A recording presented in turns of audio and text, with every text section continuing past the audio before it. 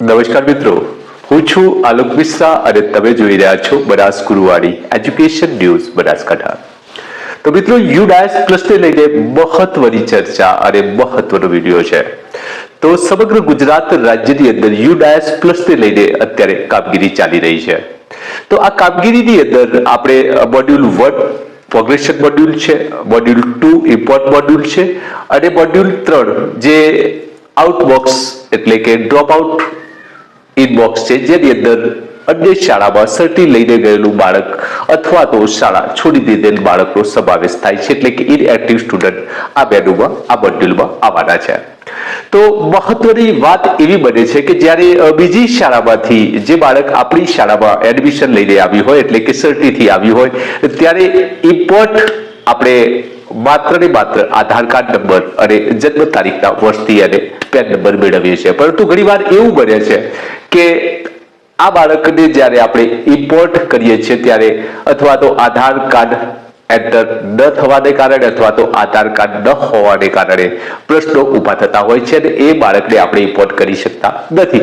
તો આ બાળકને આપણે સરળતાથી કેવી રીતે ઇમ્પોર્ટ કરી શકીએ એ માટેનો મિત્રો મહત્વનો વિડીયો છે। તો બન્યા રહેજો વિડીયોના લાસ્ટ સુધી અને વિડીયો ગમે તો બીજા મિત્રોને શેર કરવાનું ના ભૂલતા। ધન્યવાદ। નમસ્કાર મિત્રો, આપ જોઈ રહ્યા છો બનાસ ગુરુવાણી એજ્યુકેશન ન્યૂઝ બનાસકાંઠા। નમસ્કાર મિત્રો, યુડાયસ પ્લસ અંતર્ગત આપણે સમગ્ર રાજ્યમાં અત્યારે કામગીરી ચાલી રહી છે, ત્યારે આજે એક મહત્વની ચર્ચા આપણે આ વિડીયોમાં કરવા જઈ રહ્યા છીએ કે પ્રોગ્રેશન એક્ટિવિટી જે છે એને આપણે ઓપન કરતાની સાથે આપણને 3 મોડ્યુલ જોવા મળે છે। પ્રોગ્રેશન મોડ્યુલની અંદર જે આપણે ફાઇનલાઇઝ પ્રોગ્રેશન કરવાનું છે બાળકોનું, પછી જે ઇમ્પોર્ટ મોડ્યુલ છે એમાં આપણી શાળામાં સર્ટીથી કે અન્ય શાળામાંથી આવેલા બાળકોને ઇમ્પોર્ટ કરવા માટેનું છે, અને જે ડ્રોપ બોક્સ છે ઇનએક્ટિવ સ્ટુડન્ટ લિસ્ટ છે, જે આપણી શાળામાંથી અથવા બીજી શાળામાંથી જે બાળકો શાળા સર્ટી લઈને લઈ ગયા હોય અથવા તો ભણવાનું છોડી દીધેલા એવા બાળકોનો જે સમાવેશ છે એ ડ્રોપ બોક્સની અંદર કરવામાં આવ્યો છે। તો હવે આપણે જે મહત્વની વાત આ વિડીયોમાં કરવા જઈ રહ્યા છીએ, કેમ કે ઘણા બધા બાળકોના આધાર કાર્ડ ન હોવાથી બાળકો ઇમ્પોર્ટ થવાના પ્રશ્નો આવે છે। તો આ પ્રશ્ન સરળતાથી સોલ્વ કરવા માટે આપણે જે ડ્રોપ બોક્સ મેનુ છે એને આપણે ઓપન કરવાનું રહેશે। ડ્રોપ બોક્સ મેનુ ઓપન કર્યા પછી જે અહીંયા સર્ચ વિથ યુડાયસ કોડ એટલે કે આપણી શાળામાં જે બાળકો આવ્યા છે ધોરણ 6 માંથી અથવા તો ધોરણ 5 માંથી અથવા તો જે પણ ધોરણમાં એ બાળકોએ પ્રવેશ લીધો હોય એ શાળાનો આપણે અહીંયા ડાયરેક્ટ જે કોડ છે એન્ટર કરવાનો રહે છે।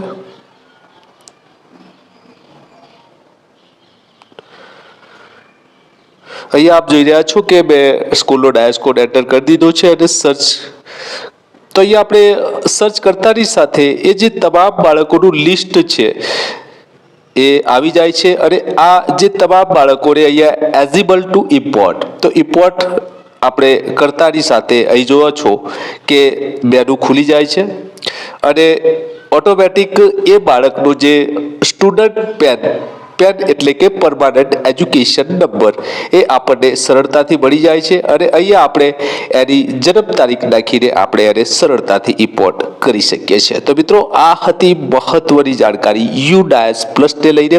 આપ જોઈ રહ્યા હતા બનાસ ગુરુવાણી અને હું છું આપણી સાથે આલોક મિશ્રા। આવા મહત્વના અને એજ્યુકેશનને લગતા મહત્વની જાણકારીઓના સબર વિડીયો આપ સાથે આપણે લાવતા રહીએ છીએ। તો જોડાયેલા રહેજો બનાસ ગુરુવાણી સાથે, અને વિડીયો ગમે તો બીજા મિત્રો સુધી અવશ્ય શેર કરજો। ફરીથી મળીશું એક નવા મુદ્દા સાથે, એક નવી માહિતી સાથે। આભાર। જય હિન્દ, જય ભારત, વંદે માતરમ।